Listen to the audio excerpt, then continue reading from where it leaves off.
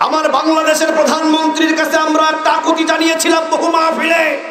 বাংলাদেশের আলেম ওলামারা একটা আকুতি জানিয়েছিল বাংলার জমিনের ভিতর থেকে যে বাইতুল মুকাদ্দাসে যাওয়ার মতো যদি কোনো ভিসার ব্যবস্থা হয়, বাইতুল মুকাদ্দাসে যাওয়ার মতো যদি কোনো ভিসার ব্যবস্থা করে দেওয়ার মতো প্রধানমন্ত্রীর কাছে যদি কোনো নিয়ম থাকে, তাহলে আপনি ব্যবস্থা করে দেন। বাংলার জমিন থেকে হাজার হাজার লক্ষ লক্ষ তাওহীদি জনতা ওই বাইতুল মুকাদ্দাস রক্ষা করার জন্য জীবন দিতে প্রস্তুত আছে, ঠিক না বেঠিক?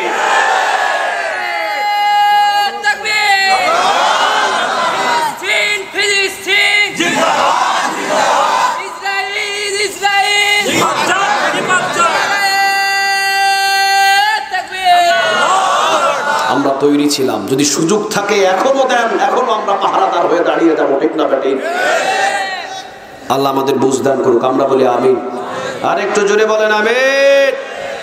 ফিলিস্তিন শুধুমাত্র ওদের একা নয় তো, ওটা আমার, ওটা আপনার, ওটা সবার, সকল মুসলমানদের ওই জায়গাটা, ঠিক না বেঠিক?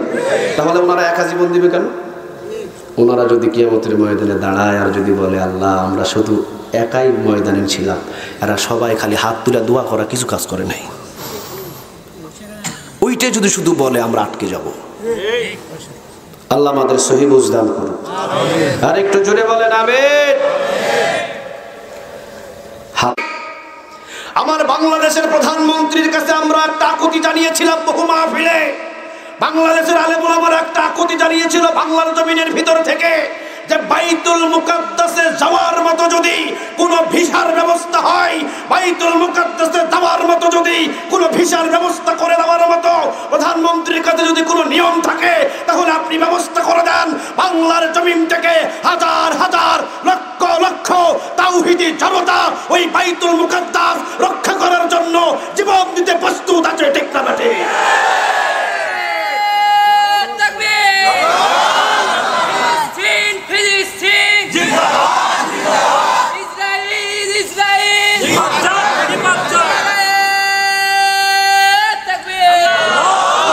আমরা তৈরি ছিলাম, যদি সুযোগ থাকে এখনো দেন, এখনো আমরা পাহারাদার হয়ে দাঁড়িয়ে যাবো, ঠিক না বেঠিক?